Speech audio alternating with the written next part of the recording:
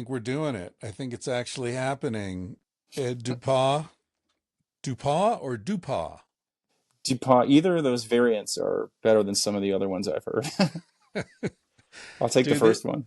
all right. This has been a long time coming, huh? When did we start corresponding? I think you sent me a song, what, 10 years ago or something. Spring of 2015, I think. Oh, it was 10 years ago. Look at that. I fucking nailed it. Um, and man, I have listened to Flag and Good American Life. I can't tell you how many times. Like they are on my creme de la creme rotation. Um, I've played them on the podcast, and I love this new album, Codename California.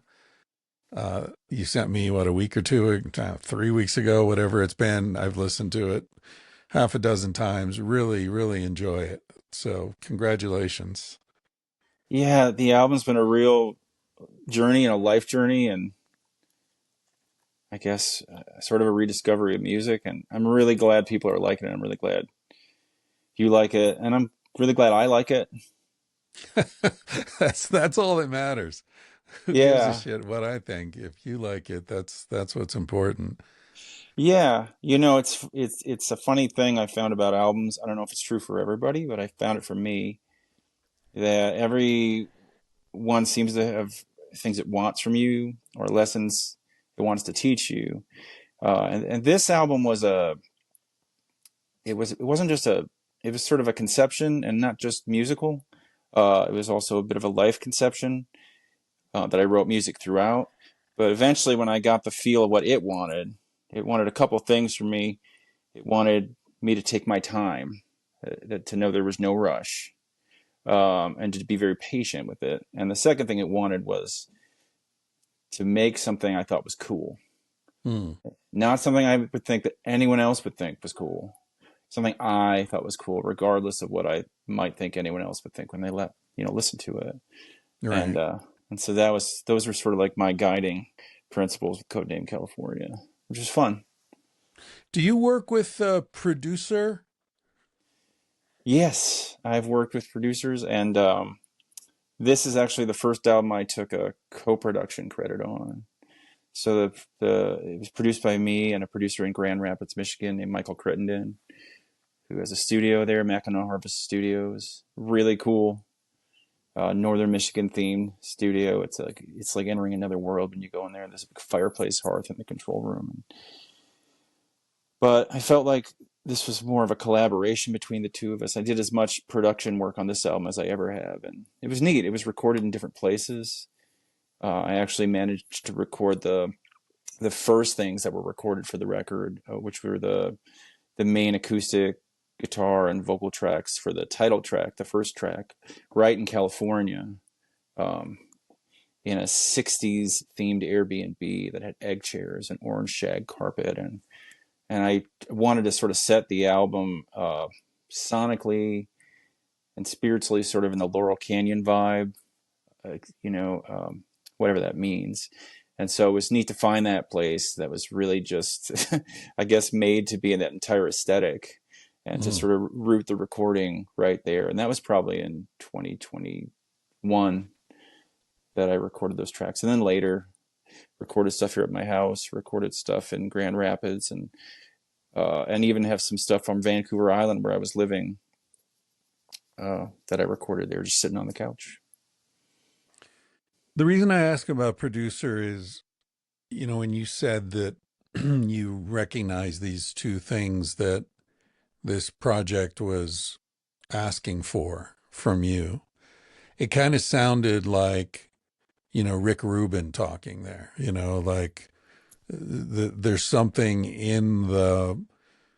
there's something that wants to be expressed, and we need to just all get out of the way, and our egos need to yield to let this thing come out and forget about audience, forget about acclaim and success and all that. It sounded like that's the kind of thing I would say if I were trying to help a musician produce something. Yeah, yeah, and it's a funny thing working with a producer. They have suggestions, not just vague ones like that, but sometimes musical ones. Um, Sometimes that can offend. Yeah, yeah. It's a complicated relationship. I think about Daniel Lanois, Oh yeah. working with U2 or Peter Gabriel, or it's like, how the fuck do you tell those guys how to do their thing better? That's such a delicate. He worked with Dylan and everybody. Yeah, it's such an interesting because producer, it's an art of just like a songwriter is an art or a singer is an art. Production is also an art, and so it is a bit of a collaboration. And what's so funny is, the way I write songs, they're not very much conceptions. They're sort of like almost like Gnostic events, right? Like I'll just suddenly notice it there inside, and you begin unearthing it. Kind of like the Hmm. idea of the sculptor who sees the sculpture in the rock. Right. And so you're just like, okay, well, how do I craft music around this feeling? And you just keep working at it. But then you might get in the studio, and the song might take a direction, or a suggestion might be made that really feels like it might violate or you know run up against what you feel about the song. It's interesting because it comes up against your, I guess you could say, artistic integrity. But I've had experiences where I've given in those moments and regretted it. And I've had experiences where I've given in and was so thankful that I did. Hmm. That later I could see that was the right thing to do. And if I'd just gone Yeah. with just what I felt, it wouldn't have served the song. But I've had Well, both. yeah, and how do you know, right? Like in writing, it's a similar relationship with a good editor, right? And of course, a writer is the first editor because you go through the drafts and you cut and cut and cut.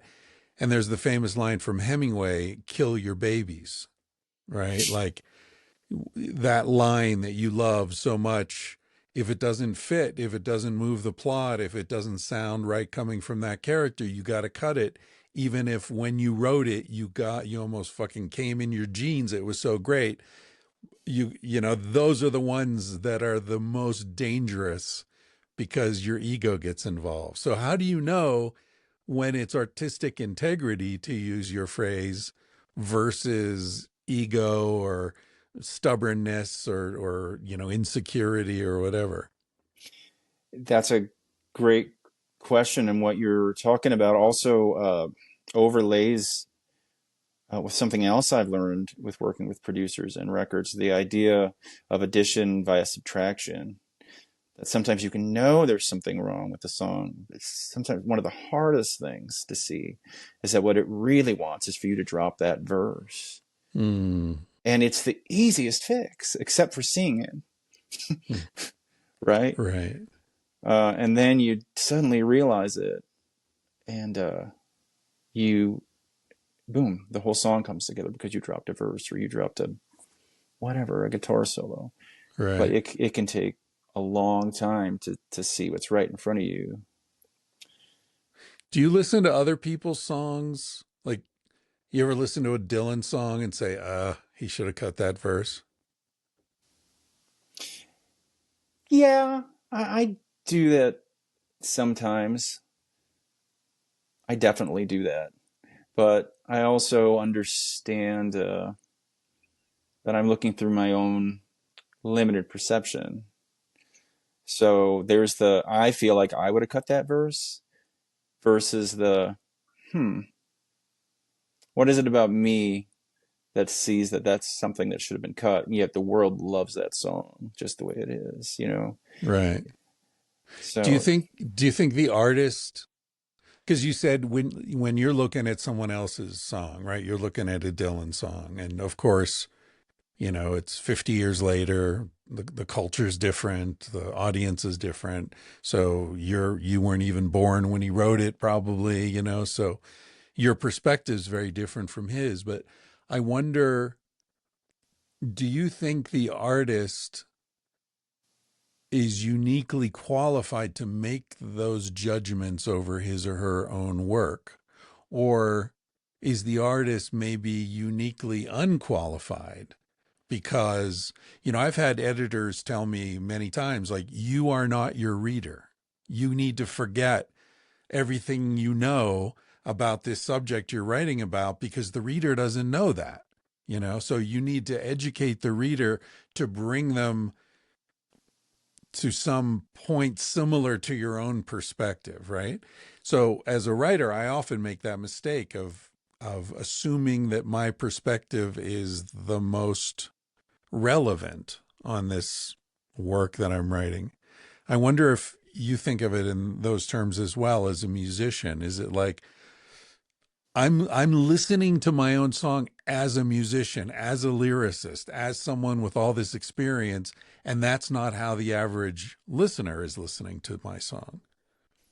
That's a really wonderful and sort of multi-tiered question. One thing it gets at is sort of the curse of the songwriter is that I know I'll never be able to hear my song purely the way everyone else in the world will be able to hear it. But more directly to what you're asking, I think it's both. Because for me, um, there's the alchemical process, which is the discovery of this feeling or whatever inside that you know wants to come out, and you begin molding that into something that becomes it's not exactly physical in terms of a song. I guess it is if you have a CD, but it's out there in the world. It becomes an object, if you will, floating around there. And so you want to serve that alchemy, but then it get to a certain point, and I'm very finicky about this. There is a point where I go out and I sit down with someone I've chosen, a paid producer, and begin the process of going through what I've done and putting them under the lens. So that's a stage. What I what I get very finicky about, and not all songwriters do, like there are songwriters who go out and they sit in circles and they want to play their song and they want critiques from other songwriters. Um, I'm more in the Philip K. Dick camp, where he had, at least I'd read that he got a letter from a young aspiring sci-fi author, and he gave them the best advice, that he could give, which was stay as far as you can from other authors, you Hmm. know. So there's this part where I'm writing a song, or I always explain it to my girlfriend, now fiance, like it's like casting a spell. I make a circle of salt around me, and if someone steps in the circle with me before I've given them permission, I get I get pretty cagey about it. I don't like that, and I've Yeah. had songwriters do it. They're going to offer me advice, and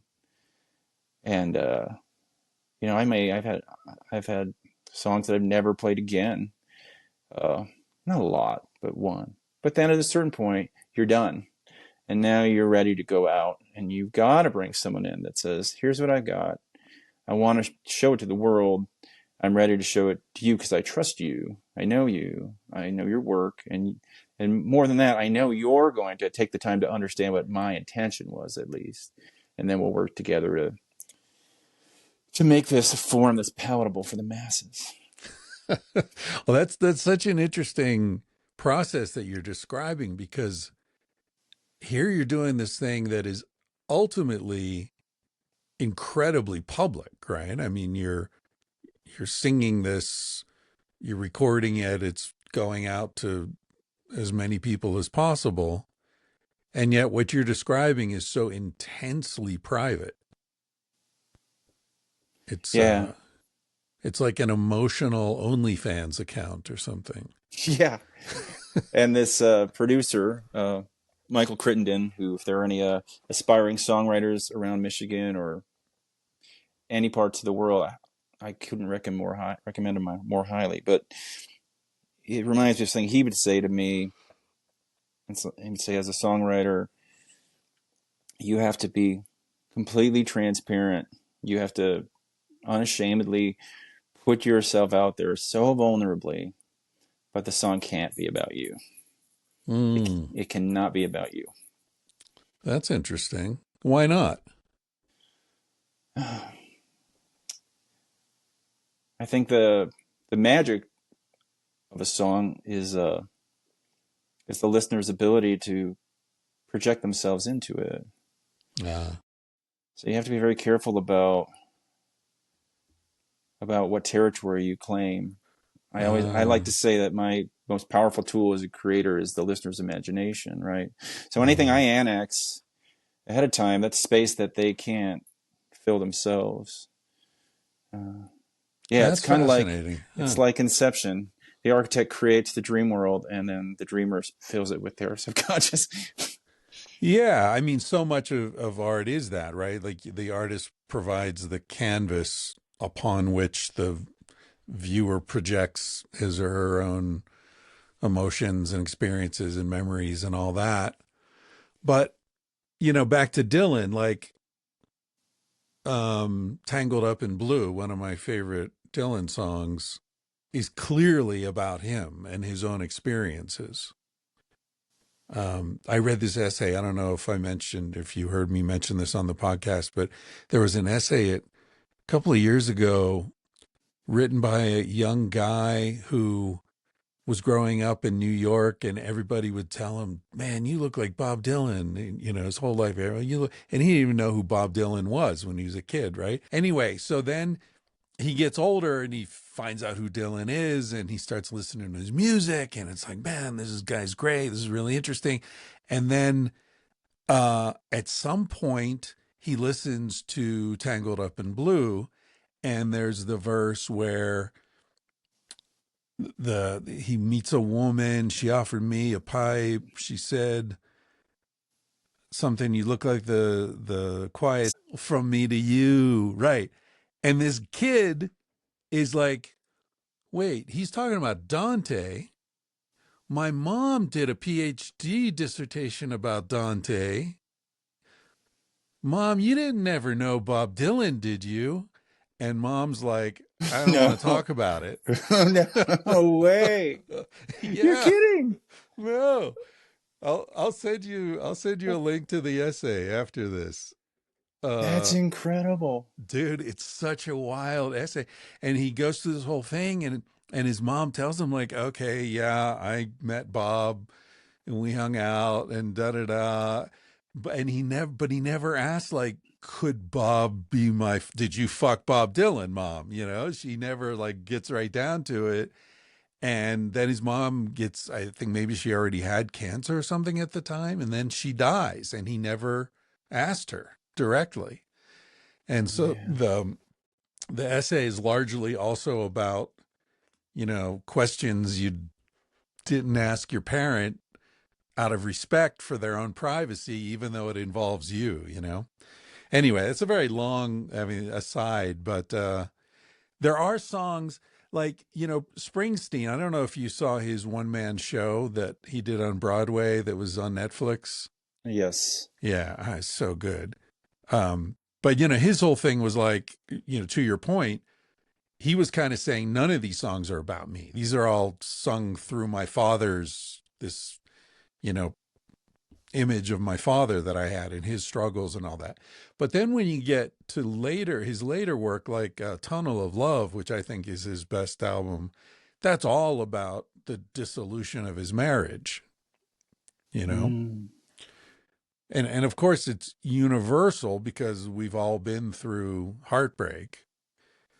But, he sat in his garage and recorded that whole album himself while his marriage was falling apart. So it was clearly autobiographical, at least the inspiration.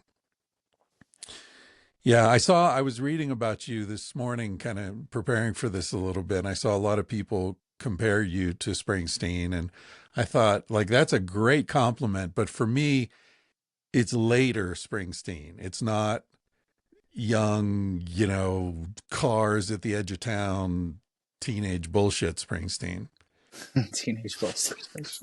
I like that. Yeah. Yeah, and you bring up, you're really landing on an interesting point.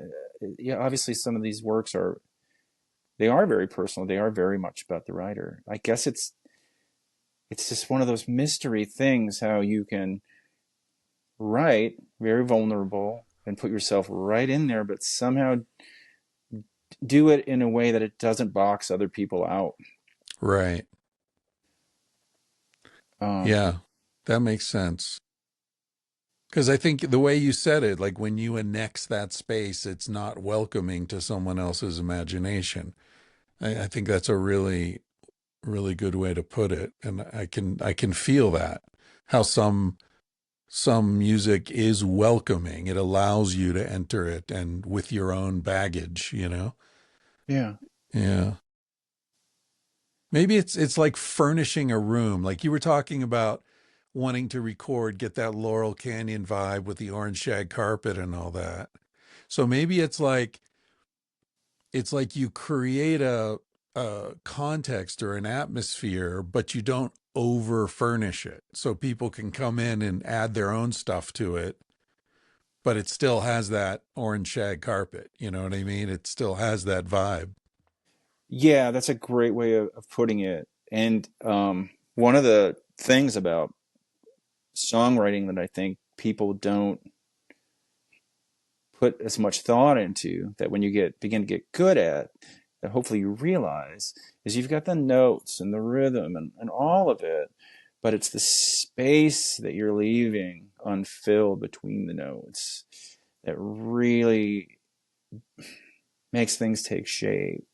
Yeah. In that same way, it's the space you leave. And I love that about it, because now we're talking about the space you leave in the music, but we were just talking about this, oh no, the space you leave in the story or the lyrics. That something like that can be true at all sorts of levels at Yeah. the same time. Uh, Yeah. it's, I think life's pretty cool like that. There's a I mean, I don't want to blow too much smoke up your ass, but Good American Life is one of my favorite songs by anybody. You know, right there with Dylan and Springsteen and, you know, Gordon Lightfoot, like anybody. And there's a line there where you do exactly what you just said, where you make it clear to the listener, this isn't about me. This could be about anybody going through this thing, where you say, remind me of the line, but it's something like, it's in the first verse, I think, where, I wake up in the morning, the alarm clock tells me when. I mean, what a great opening line right there, man. Like because that whole first verse is like kind of hopeful, kind of like, drink a cup of coffee, hit the road again.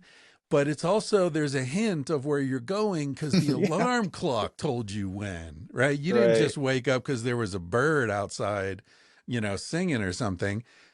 So it's already inorganic, and there's a hint of this kind of, oppression that's coming later. But what do you say? You say, like, I'm on the way to, I'm heading to the office or the job site or the or the mill. mill, right? It could be It anyone, could be anywhere. anyone. You're opening it up there. You're not saying this is my individual story. You're saying this is a story that applies to lots of different lives. I thought that was really well done. Yeah. Yeah, That's it's an interesting thing. On the new album, I have a song called "Box of Lonely Men," and it's really different. But it reminds me of that in a way, in that it's just sort of written. I mean, maybe a woman could enjoy the song, and hopefully they do. But it's sort of written for the everyman in love with his his bartender. It could be any man in any bar, in any port, hmm. who's sitting there across the bar with this unrequited experience that I'm sure every man has shared in. I like that, writing from the perspective of a shared feeling. Yeah. It's a powerful thing.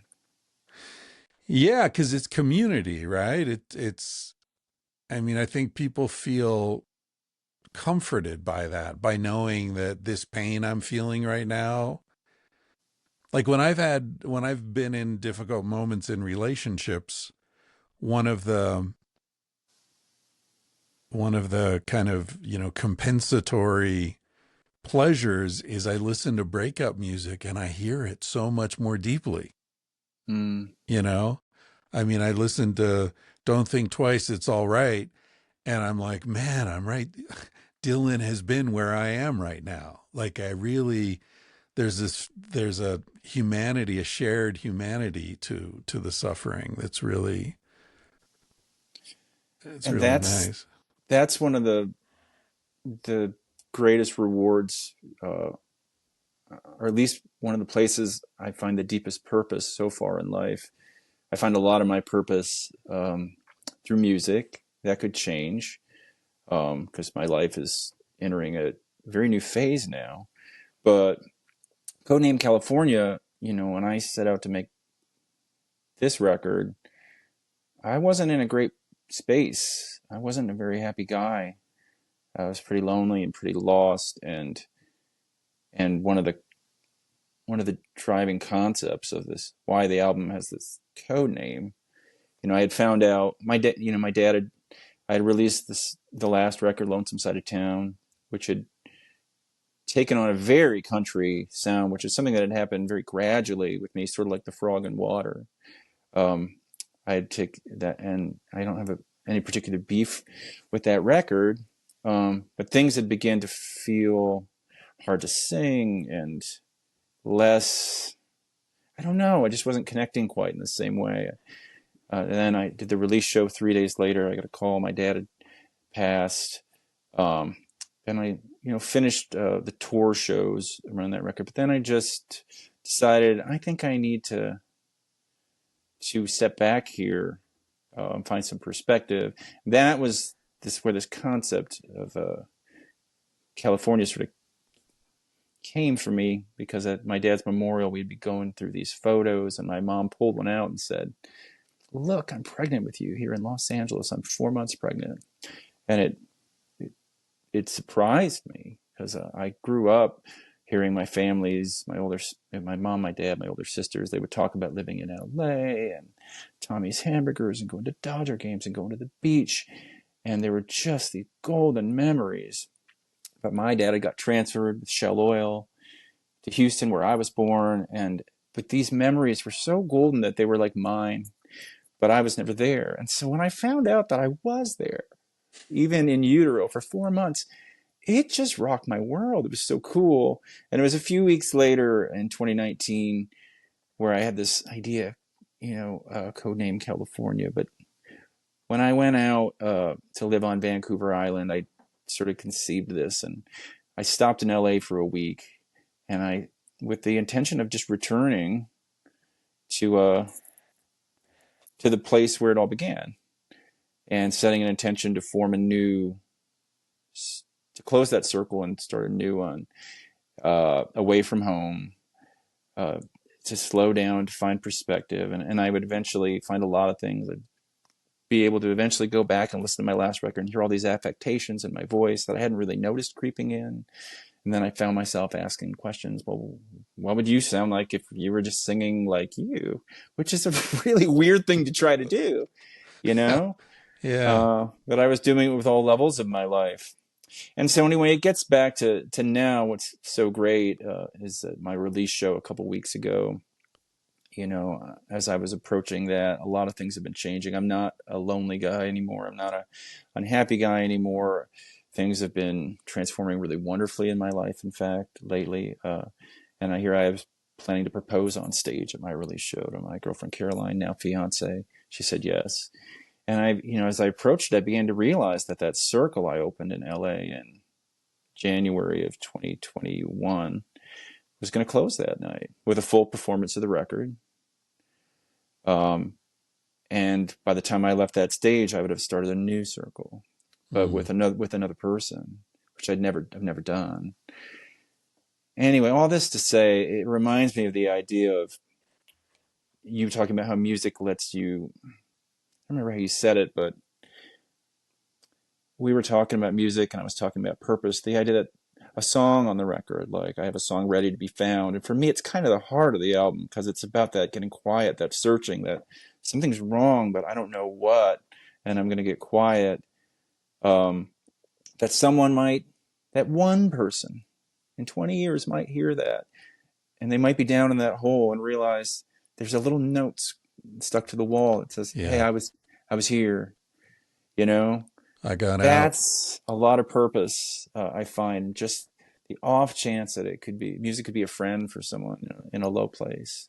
Oh, dude, I really think it is. I mean, was it Nietzsche who said, without music, life would be a mistake? Wow, that's Yeah. powerful. Yeah. Yeah, I mean, I'm really happy that your life has taken this beautiful turn, and please don't take this question as anything contrary to that. But do you feel sometimes I listen to music and okay, here's an example. I was listening to Layla a few nights ago, and I tend to annoy my friends by explaining the songs, and what's behind them and all that. And I was with some people who were significantly younger and they didn't know the whole backstory. And so I'm explaining how, you know, George Harrison and Eric Clapton were best friends. In fact, Eric Clapton plays on "Why My Guitar Gently Weeps" and some other Beatles songs, and but Eric fell in love with George's wife, and it wrote Layla to seduce her, and she heard the song and said, "Oh my God, now I have to divorce George to go with this guy who wrote this incredible song." So I'm telling this whole story, and my friends were like, "Well, why would he do that? Like they're both sleeping with lots of women. Why didn't they just share her? Like what isn't there, like, why do they have to make it so dramatic? It's his best friend, and and I was thinking, like, do they do this? Do musicians in particular create drama in their lives in order to have inspiration and material because they know that will create the best artistic output? Wow. And do you think artists cultivate drama in order to keep them juicy? That's a loaded question. I It is. Yeah, it is. But I've it always wondered it, and I don't get to talk to many professional musicians. So there you go. it's an interesting question because it gets me thinking about I think, humans have their way of dealing with the pains of life, and I'm beginning to suspect strongly that I might have been someone who, let's say, had a stronger than average tendency of stuffing things away, away, whereas someone else might, I don't know, just have a way of letting it go or evaporate off their shoulders. But so all that to say, when I had the experience of finding my voice, which happened in 2014, for years of playing, all of a sudden I like learned how to sing after never feeling I really could. And the amount of stuff there, the amount of material to draw on, the amount of sad songs I could manufacture seemed limitless. Mm. But now, I'm feeling pretty good. I don't necessarily have that burning desire to need to write. So I think of that when I hear your question, do you need to create drama to continue having that fresh material? I really hope that's not true. Well, to the extent that the song's not about you, I would say maybe to the extent that you can cultivate empathy, you can inhabit other people's experience and always find that drama in their lives, right? So maybe it Yeah. doesn't need to be in your personal life. Yeah, it's definitely something on my mind because the compulsion I had to need to play and need to play for others, to need to be heard. Maybe it's wisdom, maybe it's getting older, but that compulsion, like they say, the fire that couldn't get any higher, it's withered. Uh, any music I do now, it's not from a need to necessarily be validated or to be heard. And those are good drivers. You can make a lot of good music with with those motivations. Yeah. Um, so I'm sort of quietly watching for new motivations, new reasons. I think I'm hoping that I'm done with the old ones. But there are plenty of motivators that haven't changed. My music isn't. I wouldn't certainly wouldn't call it political, but I do have a tendency to have a through line of some societal themes. I generally don't color an entire record with societal themes, but you're usually not going to find a record that doesn't have some woven in there, and those reasons are certainly as strong as ever. You Yeah. know, for writing, Or it's just stronger. Yeah. it's or stronger. It's just, It's the pain and sadness that I want to channel into music that I feel like I might have to find another motivation for. yeah. Yeah. Or you can always go back to the well, right? I mean, processing the death of a parent is never finished. Uh, Right. I was thinking when you were talking about your father dying, I was thinking about a record I listened to many, many times when it came out was Sting's record, The Soul Cages. Love it. I just listened Yeah. to it 3 weeks ago for the first time in years. Fantastic, about his father and his death, Yeah. All this time the river flowed endlessly to the sea. If I had my way, I'd take a boat from the river and I'd bury the old man. I'd bury him at Pyramid sea. C. Yeah. I love that record. Yeah. Yeah. It's so, I mean, I have a problematic relationship with Sting because I always suspected that he was too talented for his own good, that he could get away with fake sincerity and fake cool in a way. I just always, something about him always struck me wrong. And my best buddy loves Sting, and my best buddy is a musician. And, so we always had these, you know, disputes where I was not really qualified to be right because I'm not a musician and my friend was very talented. But I just felt like Sting, something about Sting that just doesn't, I mean, and then that record came out and I was like, okay, here he is. This is the real man here. This is real emotion. This isn't, don't stand so close to me or whatever. You know, he Which is, goes he goes deep. yeah, he really, it's really vulnerable. Uh, and I appreciate the same thing with Beck. I don't know if you listen to Beck, but like young, the sort of I'm a loser, so why don't you kill me? Like, fuck that. I've got no time for that. But the again motivated by a breakup. What is there are two really deep, sad albums that are fantastic. Lost Cause is such a great song. But I don't know. I like that. I like sincerity in music. I really I don't know. I feel like my bullshit detector is very acute when I'm listening to a song and the lyrics really matter. Well, let me ask you something. Yeah. Because I've been thinking about this idea of sort of a raison d'etre, the songwriting that isn't rooted in sadness or pain or grief or you know what are there musicians out there that move you, that their songs are generally happy or generally come from a place of joy, celebration? Interesting. I would say yes, but I would say the joy is expressed maybe in the context of nostalgia. You know what I mean? It's rare that I get off on a tune that's just pure innocent joy. So for example, when you asked that question, the first thing that popped into my head was the song by the Beatles, In My Life.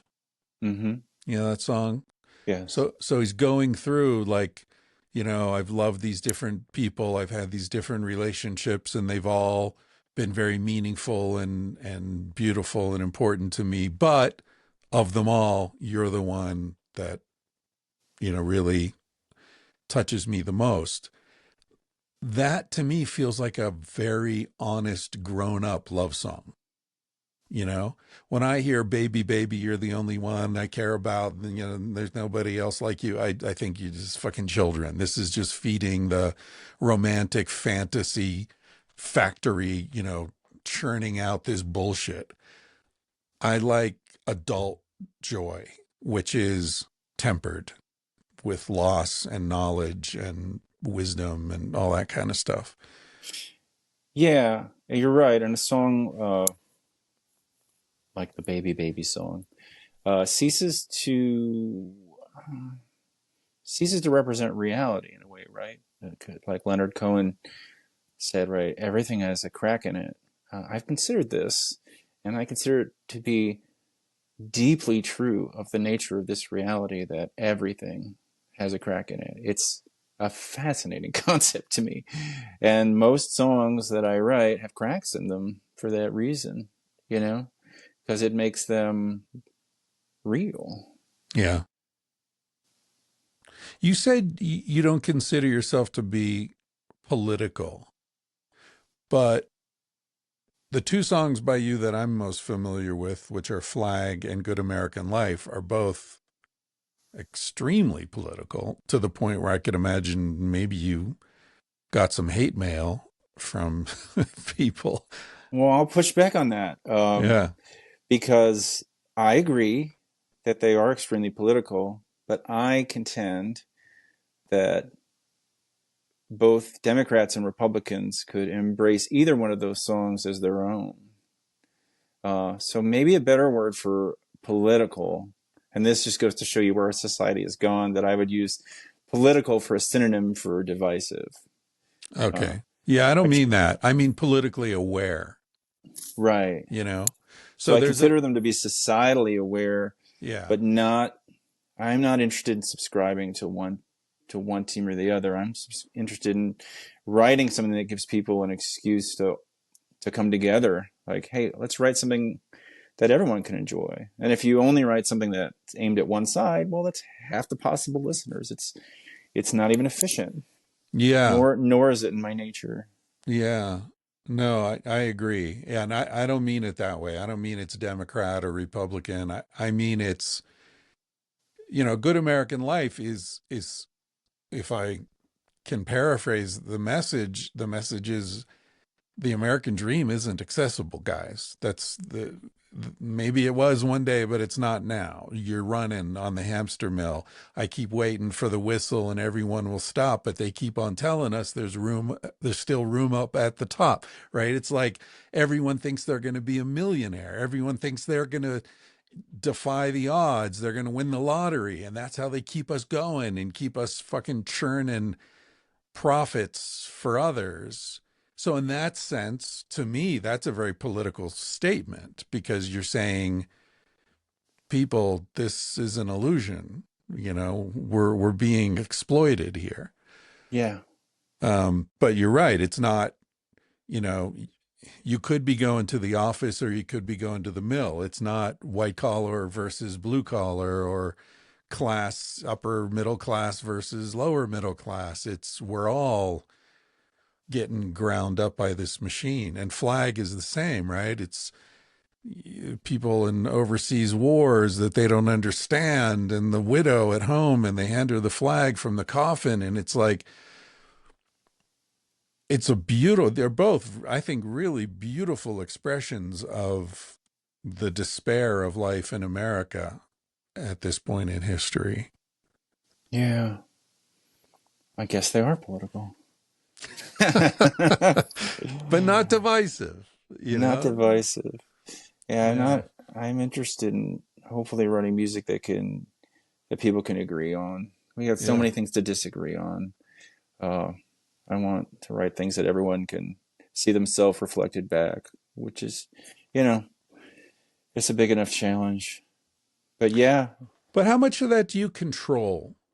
You know, like you're saying I want to write music that brings people together or that does this or does that. But earlier you were talking about your creative process and it sounded like you were more of a receiver. than a transmitter. That you said, I think you said it was like a monastic event. Gnostic, Gnostic. Yeah. but also monastic. Gnostic in what sense? That it's a transmission from another dimension and you just need to Hmm. quiet down and hear it, or what? I mean, that might be overstating it. It's almost that there was something already in me that a part of me already knows a song, and you'll hear something, sometimes a word. I heard someone say the word Leesburg at a family party some years ago, and when I heard this woman say Leesburg, it was like it stimulated something in me. I knew that there was something connected to that, and I went and began digging around that word, and I wrote the song called "Heading Home Again," which has a line about a farm outside of Leesburg, and it simply came from hearing that word. But for some reason, when I heard that word, it pointed me to something that was already in there. It Hmm. was like, look here. And so I followed it. And that, in the sense, because you have this concept of gnosis as, or anamnesis, right? A remembering of something you already know. Hmm. And you can definitely write songs from a place of craft, and even good songs. But I tend to write from a place of like, it's like remembering a song that's already there. Mm-hmm. And as far as, I don't know that I seek to unify people. I think that would, I don't want to do anything that, I don't want to be on record as stating anything that grand. But I do look for opportunities not to divide people. Right. Like there have been, I can't remember what song it is, but I put a line that specifically referenced the male gender, and I struggled with that because I didn't want to write women out of that song. I'm just watchful in that sense of trying to be equal opportunity about who might be able to see themselves reflected back. Right. It's an interesting dance, right, between trying to let something flow through you and trying to also shape it at the same time. It seems, do you, how do you explain the phenomenon of remembering something you already know? Do you have is there like reincarnation angle to this? Are things coming from past lives? Uh, I have some friends at this moment. If they were in the room, they'd start saying, "Ed, tell him how time is a sphere," which Tell me. I've never actually said that. It's just these people know me, and they've sort of like projected this onto me. Uh, I don't know. I think we're at a very interesting moment in history where I suspect humanity is going to have the opportunity and possibly the necessity to begin questioning some of our assumptions. Um, and some of those assumptions might even involve the linearity of events. Yeah. And I don't know that I could or would even try to explain how you could get a hold of a song you hadn't written yet and follow it, but it's something I know to be true. This whole intention of Codename California was an idea like, I'm going to close a circle and create one, and I'm going to walk into it knowing that I'll be in there with the things that I can't name them, but there's something off, and I don't want to hide from it anymore. And I'm going to go to a place, where my friends aren't there, and I'm alone a lot. Sort of the Yogi's Cave, but for me it was, a flat on Vancouver Island where I didn't know many people, and but there was this belief or understanding in a sort of the self-organizing nature of reality that if I just volunteered myself, that there's something that could pull me through to a future point that some part of me knew existed. And I'd done enough sort of intention experiments or radical allowing experiments in my life up to that point that I was ready to do something grand like that, and felt like it might be necessary. And I'm very pleased now to find out that, although had I known the depth and length of the process, I might not have signed up for it. But now I'm find myself coming out the other side and finding that it's been incredibly effective. Um, but it's interesting. It calls on you to suspend disbelief and suspend linear thinking, and to suspend rationality, especially suspend rationality, Mm. because it's an irrational mission to sign up for. Um, I don't know if that's an answer. Yeah, that's. I'm wondering if when you have this experience of this feeling of like remembering something that's already formed, and you're just kind of brushing the dirt off it and bringing it up, does that tend to happen through words or music or both or neither? How does that happen? For me, it's typically both happening at the same time.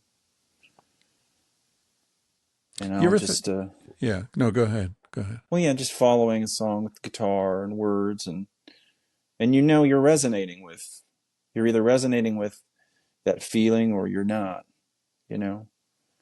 Um, and it's a trial and error. And you may sit and very quickly it's not just me. Even I think Rick Rubin's book, The Creative Act. I don't want to get this wrong, but I'm pretty sure he says the same idea: get as much as you can get out of that initial creative inspiration, even if you're not sure. Just go as far as you can go, as opposed to like getting halfway through and I'll come back next week. Oh yeah. Um, So, I'll dig as deep as I can, and then, make a little recording and then step away for about a week. And then you may come back and be like, whoa, like I see what I was thinking, but I need Yeah. it. That now the craft comes in.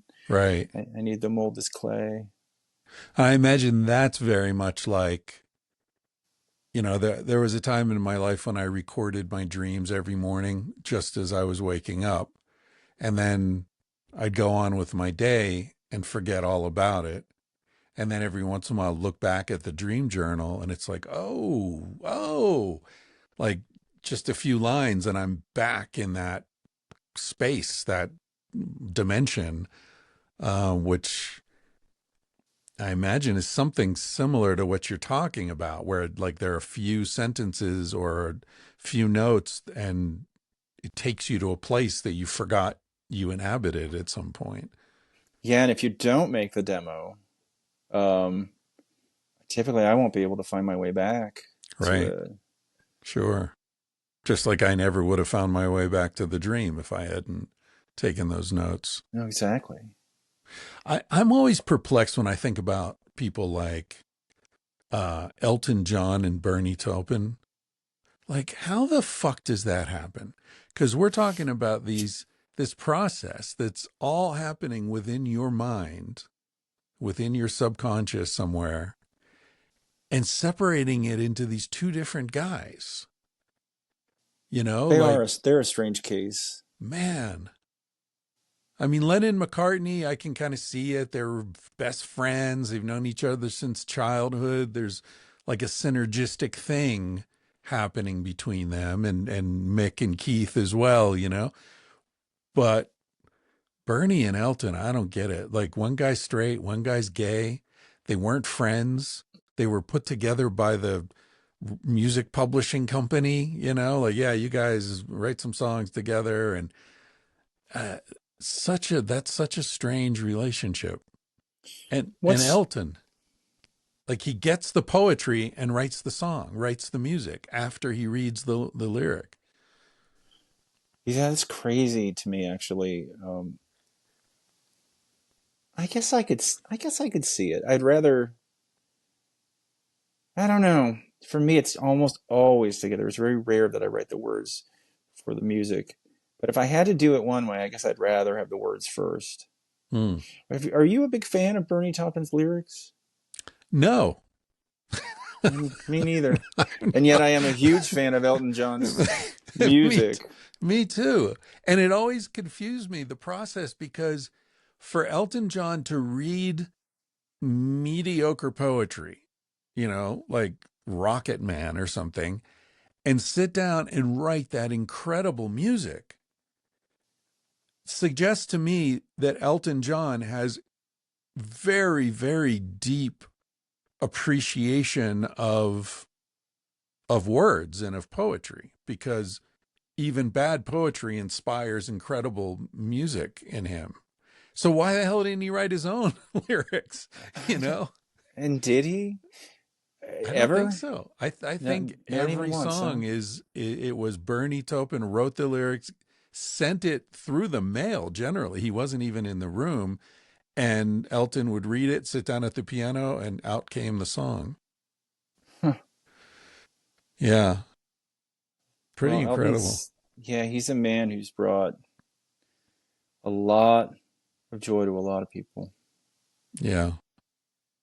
I have a lot of gratitude for people like Elton John and what their gift has given to the world. So how did you start writing music?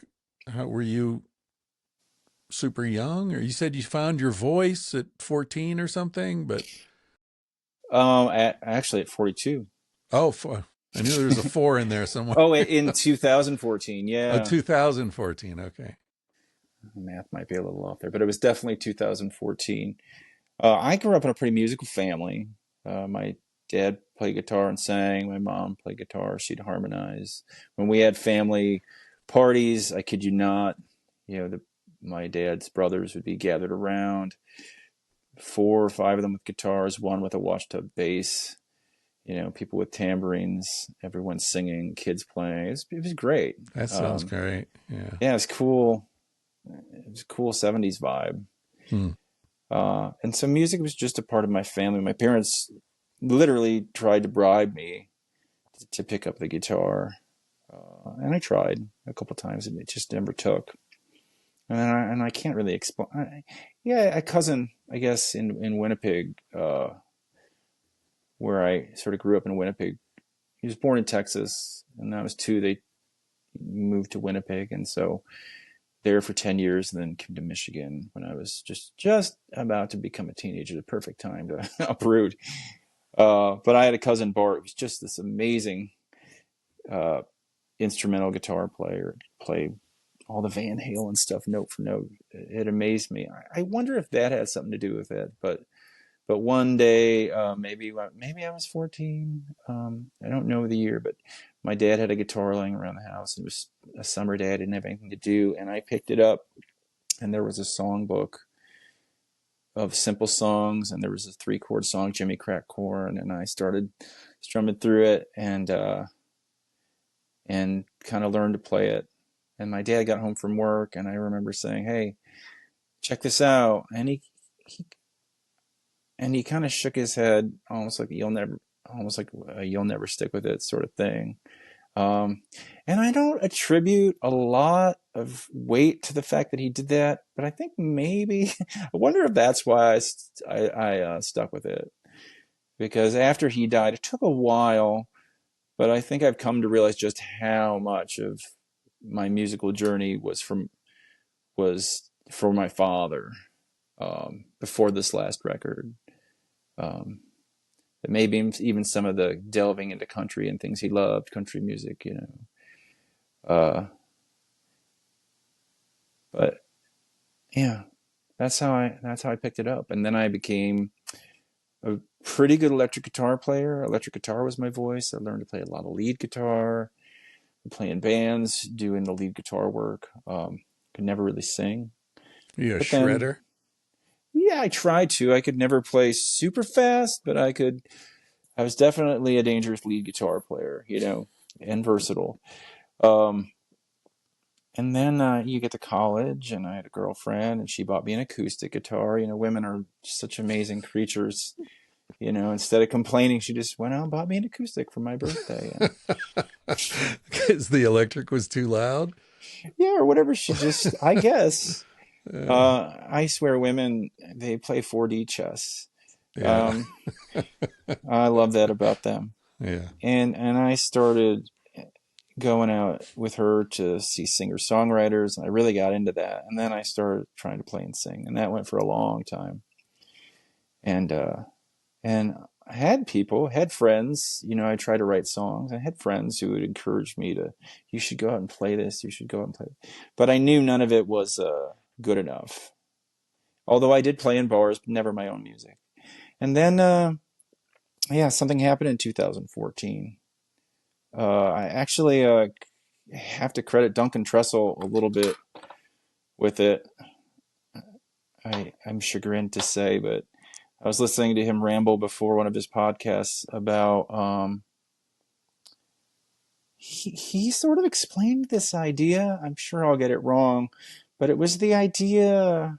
I guess the analogy I have is the idea about, let's say someone cuts you off in traffic and you get upset. The idea was sort of like that, whatever that emotion was. Um, they didn't inject that into you by cutting you off. That was already there. Like Mm. if we're talking about a deck of cards and the Queen of Hearts flips to the top of your deck, well, that card was in there. The circumstance might have flipped it to the top, but it was in there to begin with. Um, and that's and I'm sure he analogized this way better, but it was this moment where I was like, I never thought of it that way. And from that moment, something began happening. I refer to it as a quickening. And it was about 3 weeks. And then there was a weekend where I really felt something happening inside me. And then the next week, I wrote a song, and it was fundamentally different than anything I'd written. I was like, whoa. And then I didn't use that song, but then in the next, the back half of 2014, I wrote all the songs for Good American Life.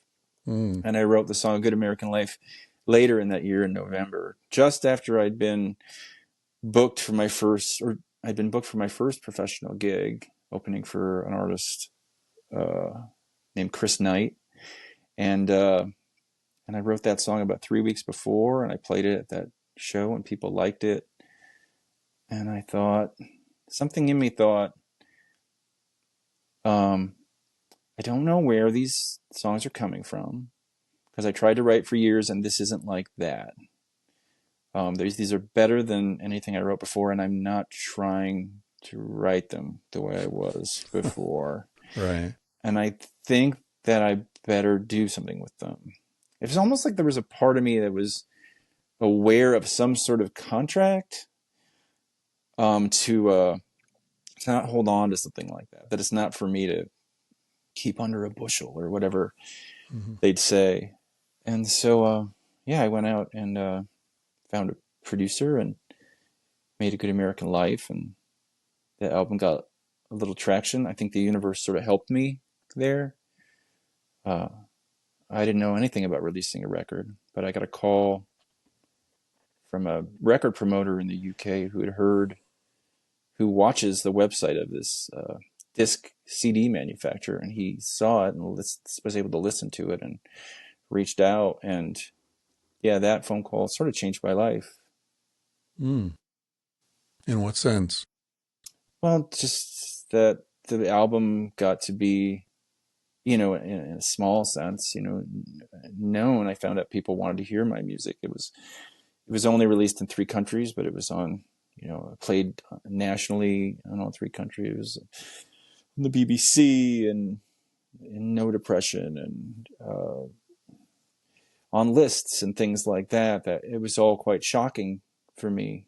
Yeah. Um, and again, compared to someone like on the cover of Rolling Stone or whatever, this is all very pedestrian. But for me, who had been playing music in his basement and figured he'd always do that. Again, his music. I did play in bars.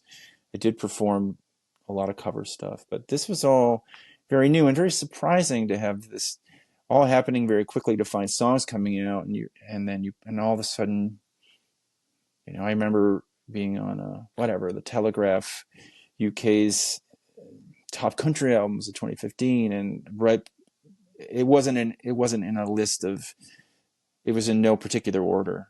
But right below me was Merle Haggard and Willie Nelson, and right above me was Lucinda Williams or something, and I was Yeah. just sort of, Yeah. my head was sort of spinning, like what is happening? Yeah. That's a great story, man. I love how I love that feeling of you reminded me, I don't know if you're into poetry. Do you know who Walt Whitman is? I do. Yeah. There's when Whitman published Leaves of Grass, it was the first thing he'd ever published, I believe. And Ralph Waldo Emerson got a copy of it somehow. And he wrote a review. Uh, and there's a line in the review where he says something like, you know, even though this is the first thing this guy's ever published and no one's ever heard of him, there was a long preparation somewhere. Like you can, Mm, the words are fresh, the name is unknown, but somewhere this guy has been preparing for a long time. And we're just here for the eruption of the volcano, but it doesn't happen suddenly. Um, I love yeah, that. it really reminds you what you were talking about. It reminds me that you're in this process, you don't even know you're in it, and then there's a transformation, and suddenly all the fruit is ripe. It's just like wow, that's a really cool experience that you had.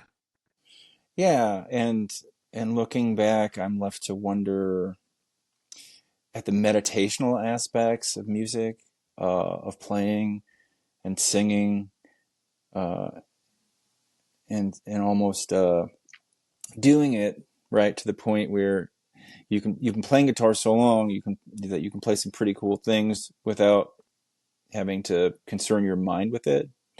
And then you've been trying to sing for so long that you can kind of sing without having to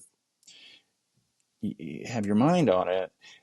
That without knowing it, you may, or I may, have discovered almost like you could find a trance state or something, Yeah. without intending to, and that from there you you can find your way into this trove of music that's ready to find you. But then there are a lot of ways to think about it. Like I think in terms of the muse, that an artist might be a flower that that grooms itself year after year after year until finally the muse finds it worthy and lands on it. It's like, okay, I'll drive this vehicle now. I don't know, but I love the mystery of it. There was a 60 Minutes segment a while ago that I watched about this girl in the UK, and she's like, I think when they recorded it, she was 12, but they had footage of her when she was 3, 4 years old. And it's like she came out of the womb a concert pianist. Like she's 3 years old and she's playing Beethoven sonatas and she, can't even reach the keyboard. And she just has this in her and she's channeling it. And they talk to her about it and they're like, so where does this come from? She's like, I don't know. It's just there. And she's just humming melodies all the time. And she's just churning music all the time. And I'll send you the link to it if you want. I'm sure it's in my browser history somewhere. Absolutely. It's fascinating, but it gets to this thing we're talking about, this mystical past life, time is a sphere. There's definitely something that we don't understand in terms of dimensionality and how things intersect and who's here, who's not here, and past and future and all that. And I feel like music gets into that somehow. There's something about music that's incomprehensible.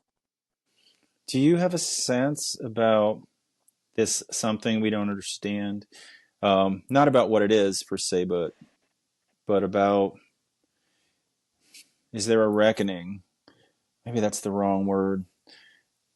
I do you see humanity and its current state as a species and our current place on the path of evolution as approaching a lesson or a revealing in terms of these matters? That's a pretty vague question. Yeah. I don't know. I mean, I do think about these issues a lot. And, I've said publicly that I think we're a larval stage of life and that we're basically ushering in a technological life form. And we're like the rocket engines on the rocket, and our job is to get this other life form past escape velocity, and then we'll kind of like fall off and burn up on reentry. Oh, It's not a happy vision, but I I'm surprised. I don't remember hearing you say that. yeah. um yeah, so I think it's going to go one of two ways, and maybe both ways, depending on who you are and how you choose to move forward. But yeah, I feel like AI and the internet and the ubiquity of screens and porn as opposed to sex, and just like it feels to me like people are becoming less and less human in many different ways as technology becomes more dominant. And, going back to Philip K. Dick, it's, do robots dream of electric sheep? Like we're going into this very, from my perspective, dystopian Blade Runner kind of reality. And um, unless there's, a debilitating solar flare or super volcano eruption, or things that happen regularly on this planet that could just erase the board and set us back to square one, I feel like that's the trajectory. And yeah, I mean, I won't, I've got another 10, 15, 20 years at the most, so I'm not really worried about it from my perspective. It's interesting to watch it happen. But yeah, I feel like we're going in the wrong direction at an increasing rate of speed. But what if the wrong direction is the right direction? Well, it will be from the perspective of the life forms that emerge, down the road. But I am who I am, and I was born when and where I was born. And so from my perspective, the ability to upload my consciousness to a hard drive is not worth the fact that there are no frogs left in Pennsylvania. Um, like I value species diversity and sort of living in some kind of uh, harmony with nature as opposed to domination and exploitation of nature. As do I. Yeah. Well, I don't think I don't, when I say what if the wrong direction is the right direction, I guess I don't mean uploading consciousness. I sort of resist the notion of uploading consciousness. Uh, that sounds like I'm I'm listening to myself when I say that sounds like hubris, and I'm like, well, that's a very hubristic statement to make about consciousness. It seems like hubris to me uh, that that anyone would hope to do such a thing. It feels like a misunderstanding of consciousness. Not that I understand it, but I am a student of it as much as anyone. And I guess good luck would be what I would say to that. Um, but I'm also a student of evolution, and there is it's hard to resist having sort of a catastrophic outlook with what we see happening, with the coincidence or coincidence of uh, burgeoning financial systems collapsing, environmental or ecosystem collapse, the birth of artificial intelligence, and the birth of quantum computing. You have all these things and more coalescing at one moment, which can easily be seen as catastrophic, but it can also look like design. Yeah. Um, and I wonder to what degree technology might, I certainly hope it doesn't eliminate the need for humans. But I'm a big fan of Teilhard de Chardin, and the through line that he pointed out in evolution, where there's this constant pattern, the one out of the many, and the many out of the one. That you have atoms that eventually get together and decide to do something, and you have a molecule and then a mega molecule, and at every stage you have this saturation point, this real tough, stressful period where things get so bad that a metamorphosis is required for a new one to emerge, up through the cell. And now at this point, I think Teilhard sort of pictured, or was willing to picture, humans, as cells with hands and legs, cells that have become somebody's. Um, but that this pattern of the one emerging from the many isn't something that was done. This isn't creation. Wasn't something that happened in 7 days and was finished. It's ongoing, right? And what might this tell us about where humanity's headed? And so as I watch all these things coalescing, and I watch this saturation happening and the pressure coming down, there is this part of me that thinks, well, this is what would happen if there was going to be a chrysalis or a transformation into the superhuman, or some hive-like state of consciousness latent within us, right? This is what you'd expect. You'd expect it would come through tremendous pressure. So I guess we're all going to find out together, which it is. Yeah. What I worry about is that the next life form that we're coalescing into is institutional, it's corporate. That's the superorganism that I worry that we have been subsumed into. We have Which, been subsumed. yeah, yeah. And so, if you value individual consciousness and eccentricity and creativity and all those things, I wonder how welcome they don't seem to be very welcome in the corporate world. Like we're all misfits, the ones of us outside saying interesting things and, doing forbidden activities. So I don't know, but it could go the other. I mean, I'm hopeful. I think there could be a super volcano explosion that fucks everything up. That's my silver lining. It is.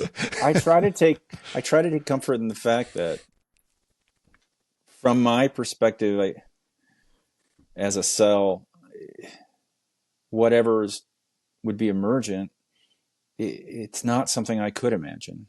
Right. It's just going to be beyond me. Yeah. Uh, Yeah. I think, talking about spheres, I often think of, somebody asked me once if I was optimistic or whatever. And I tried to explain like they're layers, like it's like a Russian doll. Like there's an optimist contained within a pessimist, contained within an optimist, contained, it depends which layer we're talking about. Like I feel like personally I've been really lucky and I've had a fucking amazing life and I'm totally at peace with dying at any point because like had more than my share by far. But I do look around and see a lot of unnecessary suffering and a lot of waste and agony and, you know, despair. And but then also I realize everything is as it is and I can't change it. And so why not just experience life, flow down the river and stop trying to swim against the current? And, so it goes on and on depending on, you know, how much altitude I get for the perspective. But, you know, Yeah, and if I look around and I use my rational faculties and I try to assess the situation with linear thinking, I'm with you. We're in bleak territory.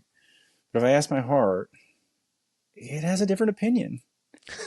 yeah, which is equally valid. Yeah, Yeah, I mean, I'm not out to convince kids not to be amazed by the world. Fucking be as amazed as you can. I'm still amazed. It is amazing. yeah. But yeah, I think there's a line in a book by Chogyam Trungpa, the Tibetan Buddhist writer, where he says something about how Westerners misunderstand the concept of enlightenment. And they think it means like you're just always joyous and happy and everything's amazing and wonderful and there's no pain or sadness. And he says that's totally a mistranslation of the word. What it actually means is that you have a sense of balance. And he says, so no matter how great things are going in your particular life, you never forget the suffering of others around you. And no matter how horribly things are going in your personal life, you never forget the incredible Mm, beauty and joy around you. So you're always in this point of, centering and balance. And he said, a life of enlightenment is joyous participation in the sorrows of the world. I kind of, man. I feel like that's a good place. That's where I try to locate myself as much as possible. Yeah. Well said. Well, listen, Ed, as much as I would love to just keep chatting with you till your battery dies on your phone, I have an electrician downstairs and I told him I would be with him in 90 minutes. So I need to go see what's going on with my outlets. Let's get pedestrian.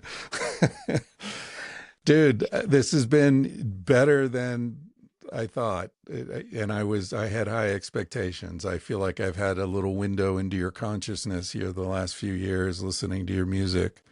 But chatting with you is even nicer in some ways. So Yeah, and thank after 15 years of listening to you, it's fun to, yeah, to get to ask you a couple questions and, pick your brain a bit and things. It's wonderful. anytime, man. Anytime. I hope we'll continue the conversation. Absolutely. Tangentially, of course.